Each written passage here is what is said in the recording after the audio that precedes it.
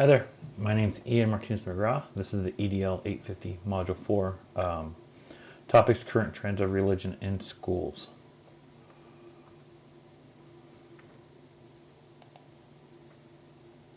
So my purpose for being here, first off, I would like to thank everyone here for allowing me to come and speak to our Pueblo City Schools Board of Education. My name is Martinez-McGraw. I'm currently an ESS teacher at Paragon Alternative High School. I'm here to speak on behalf of our policies regarding religion in public schools. I have been an employee here for about 8 years. Religion in public schools is something that is pretty controversial topic right now in today's society. So I would like to kind of furthermore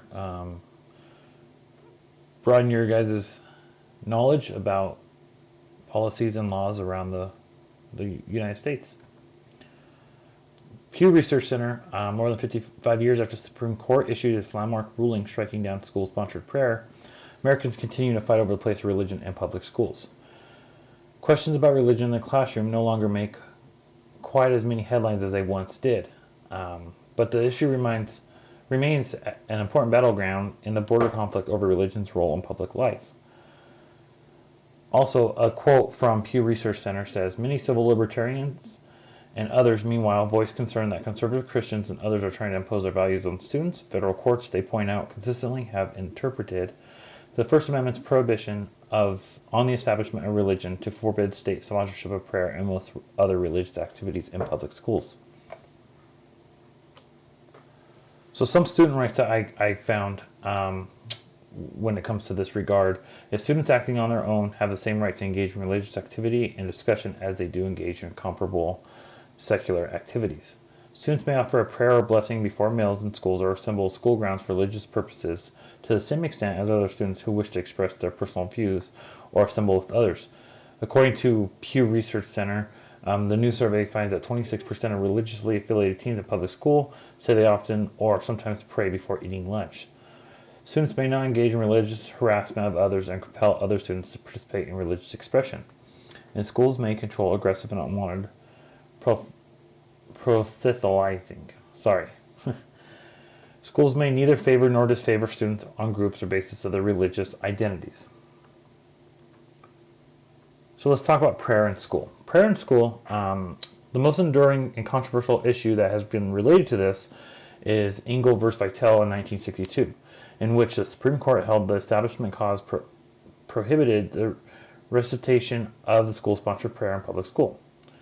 Engel involved a sample and seemingly non-sectarian prayer composed especially for use in New York public schools. In banning a prayer, according to Pew Research Center, in banning the prayer exercise entirely, the court did not reset its opinion on the grounds that unwilling students were coerced to pray.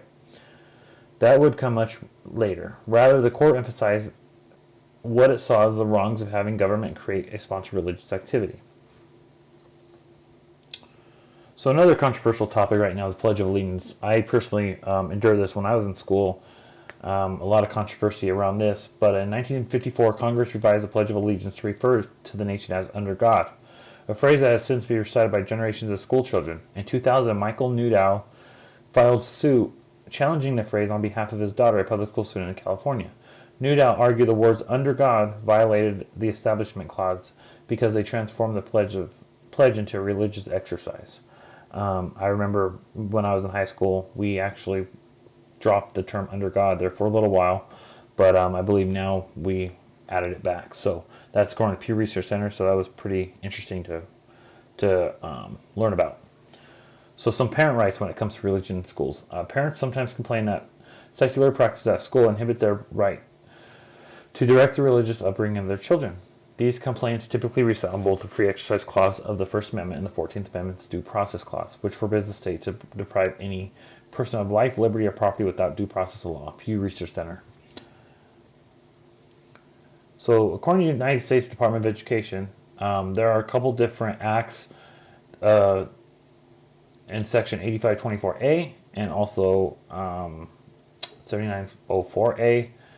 And basically, it requires the Secretary to issue guidance to state educational agencies, local educational agencies, and public on constitutionally protected prayer in public and elementary schools. In addition, Section 8524B requires that condition of revising ESEA funds, an LEA must certify in writing to its SEA that it has no policy that prevents or otherwise denies participation in constitutionally protected prayer in public schools as detailed in this updated guidance. What are everyone's thoughts on this? I'll go ahead and take a minute to answer any questions.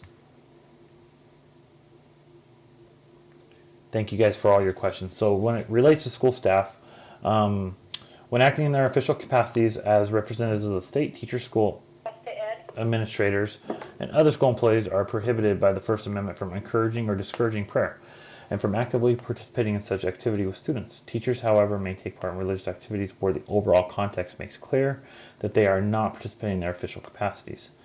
Teachers also may take part in religious activities such as prayer even during their workday at a time when it's permissible to engage in other private conduct, such as making a personal telephone call before school or lunch. The example, teachers may meet with other students or teachers for prayer or Bible study to the same extent that they may engage in other conversation or non-religious activities. Similarly, teachers may participate in their personal capacities in private sponsored baccalaureate ceremonies or similar events, according to the U.S. Department of Education.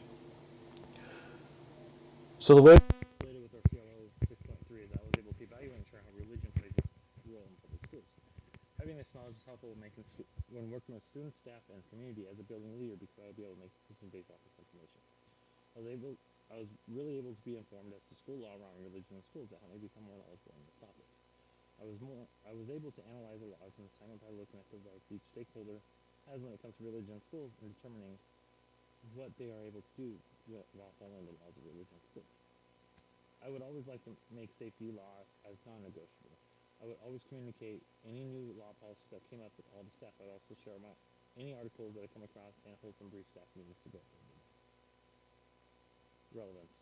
This assignment was very relevant to my learning. I now have a better understanding around the laws pertaining to religion in schools. I was able to read about current laws and also read some examples. Analyzing and evaluating the content will help increase my knowledge about laws and religion in schools, and that is very important to know when becoming a building leader. So some reflection. The assignment will influence my decisions as a future building leader administrator by knowing how to protect the students, staff, and overall school. To ensure everyone is in compliance laws and policy procedures, I will conduct a meeting at the beginning of the year with staff, students, and parents. I will also instill a positive timeline culture that will help positively influence our learning and overall school in general.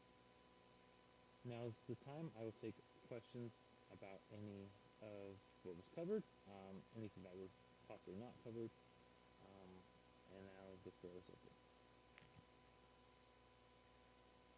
Thank you guys for your time. I appreciate you guys. Thank you all for allowing me to come speak about this topic to our wonderful school board and superintendent. If you have any questions, please feel free to reach out to me. My email is, thank you guys.